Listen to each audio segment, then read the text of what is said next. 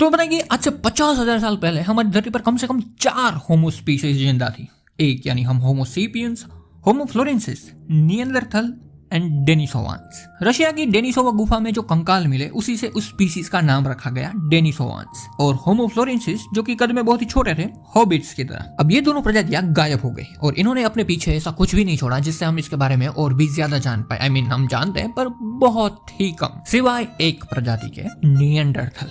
1856 में Neander valley जो कि जर्मनी में पड़ती है, वहां से एक बहुत ही बड़े प्राचीन बंदर का कंकाल मिला जो कि एक नर का था। इसे पहली बार मनुष्य के एक अलग रूप के रूप में पहचाना गया और इसे नाम दिया गया 8 साल बाद निएंडरथलेंसिस। बाद में निएंडरथल कर दिया गया। हालांकि उस समय लोगों को पता भी नहीं था कि इसका करना क्या, ये कहाँ फिट बैठता है जीवन। They was confuse. लेकिन बाद में आया अपना इवोल्यूशन का मसीहा चार्ल्स डार्विन और भैया ने दुनिया के सामने रख दी द थियोरी ऑफ इवोल्यूशन। सो कई सारे साइंटिस्ट को लगने लगा कि निएंडरथल ही है एक खोई हुई चाबी जिसका ताला ढूंढना बाकी है। हैकल जो कि एक साइंटिस्ट थे, उन्होंने कोशिश की थी इसका नाम निएंडरथल से बदलकर होमो स्टूपिडिस करने का। यहाँ पर मैं तुम्हें एक व्हाइट वेस्टर्न हिपोक्रेसी बताता हूँ, ठीक है। यूरोप के कुछ गोरे लोगों को लगता था कि निएंडरथल एक ऐसी स्पीशीज है जो कि स्टूपिड है। वो मानते थे कि निएंडरथल एक ऐसी प्रजाति है जो कि विकास में फेल हो गई और विलुप्त हो गई, और वो यानी कि वो व्हाइट यूरोपियन ही है असली होमो सेपियंस। मतलब कि इंडियंस, अफ्रीकन एंड चाइनीज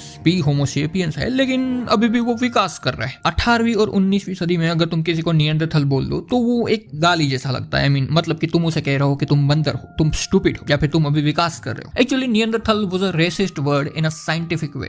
लेकिन जब मॉडर्नाइजेशन आया तब पता चला कि जितने भी यूरोपियंस हैं जो अपने आप को सबसे प्योर होमो सेपियंस बुलाते हैं, वो खुद 3 से 4% निएंडरथल के जीन्स कैरी करता है अपनी बॉडी में। और जो सबसे ज्यादा होमो सेपियंस है वो है अफ्रीकन ट्राइबल पीपल जो कि हजारों सालों से वहां पर रह रहे हैं। अब मजे की बात ये होती है कि जो यूरोपियंस पहले निएंडरथल को एक स्टूपिड और एक बेवकूफ स्पीसीज मानते थे, और जब उन्हें पता चला कि वो साले खुद 3 से 4% निएंडरथल के जीन्स कैरी करते हैं, तो वो बोलने लगे कि ओ माय गॉड, निएंडरथल कितने ब्रेव थे, पहाड़ी, ताकतवर और मस्कुलर, मेहनत का शिकार करते थे। सीरियसली, जब उन्हें पता चला कि वो खुद निएंडरथल के जीन्स कैरी करते हैं, तो अब निएंडरथल ताकतवर और स्मार्ट बन गया। And in a serious note, आज कोई भी ह्यूमन अपने आप को शायद ही प्योर होमो सेपियंस बुला पाए। हम सब निएंडरथल के जीन्स कैरी करते हैं। इसका मतलब है कि जो तुम्हारी grand grand grand grand grand grand grand grand माँ थी, उसने निएंडरथल के साथ कुछ कुछ किया था एक दिन, तभी तो जीन्स पहले, समझ रहे हो।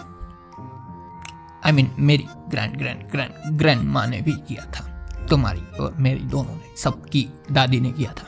बाय।